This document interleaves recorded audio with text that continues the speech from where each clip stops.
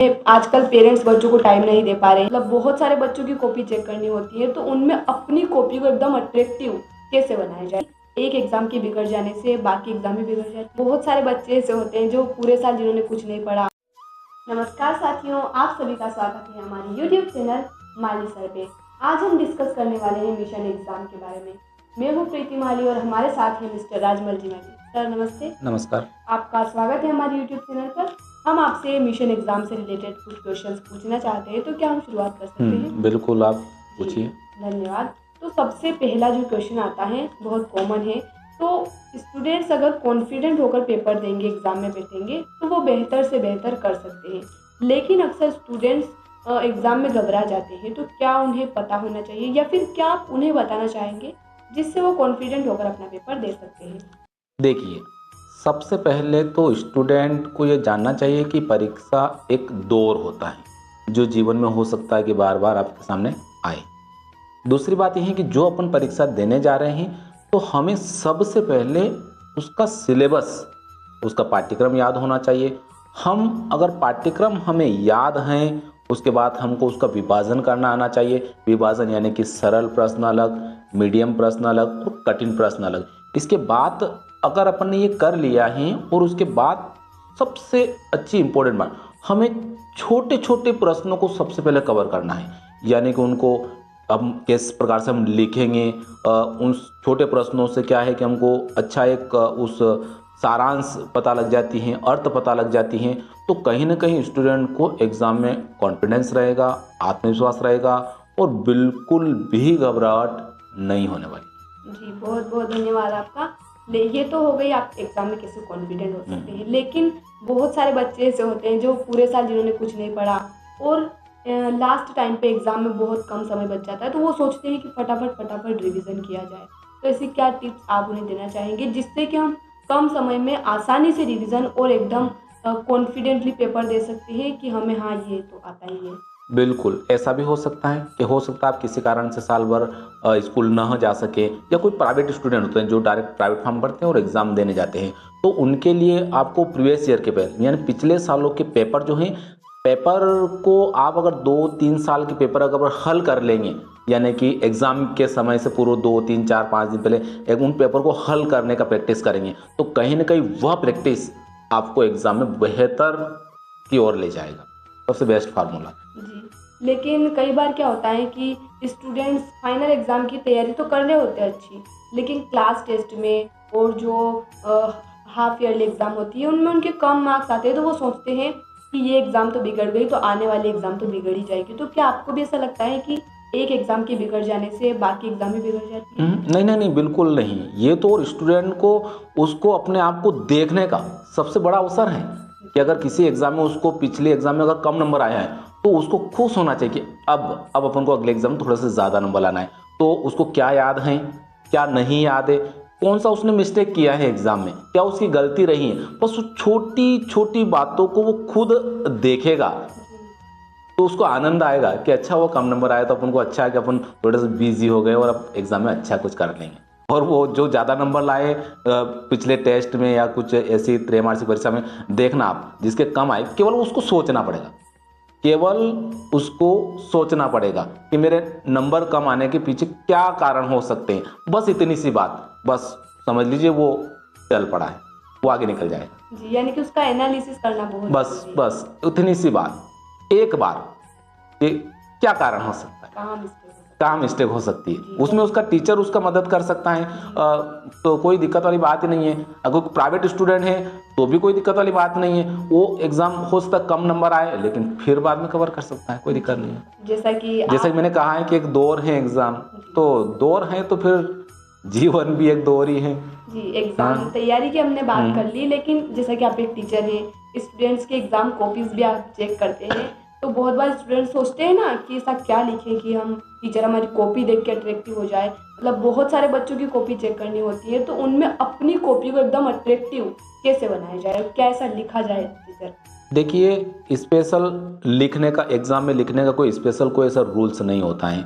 जो अपन जिस तरीके से अपन कॉपियों में लिखते हैं, अपन स्कूल जाते हैं कॉपी लिखते हैं, कॉपियाँ बनाते हैं, जो प्रश्न का उत्तर आपने कॉपी में लिख रखा है वही उत्तर वहाँ लिखना होता है। लेकिन आप हाँ थोड़ा सा प्रभावशाली उत्तर बनाने के लिए एक तो स्वच्छ अक्षर लिखने का प्रयास करें, चाहे आपकी राइटिंग ज़्यादा अच्छी ना हो कोई दिक्कत नहीं, एक तो सफाई से लिखिए। दूसरी बात, आप जो प्रश्न का उत्तर देने वाले हैं उसका फर्स्ट एक लाइन में, फर्स्ट एक या दो लाइन में उसका सटीक जवाब, यानी कुल मिला के उसका सारांश, कुल मिला के उस प्रश्न का उत्तर का निष्कर्ष आपको देना होगा जी, जिससे कि वो अट्रैक्टिव। और आपने अगर दे दिया है तो डेफिनेटली है कि आपका उत्तर बहुत, आपकी कॉपी बहुत प्रभावशाली होने वाली है। और दूसरी बात यह भी है कि आपको जो मान लीजिए बहुत सारे प्रश्न एग्जाम में आते हैं, डेफिनेटली है कि कुछ स्टूडेंट ऐसे होते हैं जो सारे प्रश्न को कवर कर लेते हैं, पूरे मार्क्स 100 में 16, लेकिन बहुत से स्टूडेंट इतने नंबर नहीं ला पाते, कोई दिक्कत वाली बात नहीं। लेकिन उसको ये देखना है कि जो प्रश्न उसको याद है उसको ढूंढकर सबसे पहले उसको वहां पर लिखना है कि हाँ ये अपना काम हो गया, तो देखना उसको कॉन्फिडेंस आता है और फिर अपने आप उत्तर उससे बनते जाते हैं। जी, आजकल यानी कि सटीक जवाब। हाँ, और आजकल सोशल मीडिया पे बहुत सारा मटेरियल अवेलेबल है, स्टूडेंट्स अपनी प्रिपरेशन कर सकते हैं। लेकिन एक तरफ सोशल मीडिया के पॉजिटिव एस्पेक्ट हैं, लेकिन स्टूडेंट्स उन पॉजिटिव एस्पेक्ट को नहीं देखते हुए नेगेटिव चीज़ों की तरफ ज़्यादा अट्रैक्ट हो जाते हैं और वो खुद को कंट्रोल भी नहीं कर पाते। तो इसमें पेरेंट्स, टीचर्स क्या रोल प्ले कर सकते हैं और स्टूडेंट को भी क्या सोचना होगा जिससे कि वो खुद को कंट्रोल कर सके, टाइम को मैनेज कर सके? देखिए, मतलब मैं कह रहा हूँ या फिर मान लीजिए अपना पूरा इतिहास कहता है कि केवल मन कंट्रोल नहीं होता है, और कुछ ऐसे भी साक्ष्य अगर देखें या ऐसे भी कुछ विभूतियाँ हैं जिन्होंने मन को कंट्रोल भी कर लिया। तो फिर सोशल मीडिया को कंट्रोल करना और सोशल मीडिया के नेगेटिव इफेक्ट से हटना ये तो एक छोटी सी बात है। बस और बस उसका लक्ष्य होना चाहिए, और लक्ष्य इस प्रकार से सेटअप होना चाहिए कि लक्ष्य ABCD, हाँ मैं ये कर लूँगा तो आगे ऐसा करूँगा, नहीं ये नहीं कर पाया तो B पे जाऊँगा, B नहीं कर पाया C पे जाऊँगा, C नहीं D पे। तो कहीं ना कहीं वो 100% ना उसको कोई सोशल मीडिया का उसके ऊपर इफेक्ट आएगा, ना कोई नेगेटिव बातों से वो जुड़ेगा, बिल्कुल नहीं जुड़ेगा। लेकिन उसको बस अपना छोटा सा टारगेट लेकर चलेगा तो सोशल मीडिया उसको मोटिवेट करने लगेगी। जी, और कहीं ना कहीं पेरेंट्स भी बहुत ज़्यादा रोल प्ले करते हैं स्टूडेंट्स के डेवलपमेंट में। तो क्या आप कहना चाहेंगे पेरेंट्स से स्पेशली, क्योंकि बच्चे जो है आजकल पेरेंट्स बच्चों को टाइम नहीं दे पा रहे हैं, बच्चे भी सोचते हैं कि पेरेंट्स तो क्या ही हम बात करें उनसे। तो आप क्या कहना चाहेंगे पेरेंट्स को, क्या मतलब अपने बच्चों को ऐसा मोटिवेट करने के लिए वो क्या कर सकते हैं? देखिए, यहाँ पर दो प्रकार के स्टूडेंट होते हैं। जो कुछ स्टूडेंट तो हो सकता है कि अपने साथियों की वजह से दिशा स्वयं ढूंढ लें, और हो सकता है कि उनके साथी की वजह से उनको दिशा मिल भी जाए, है ना।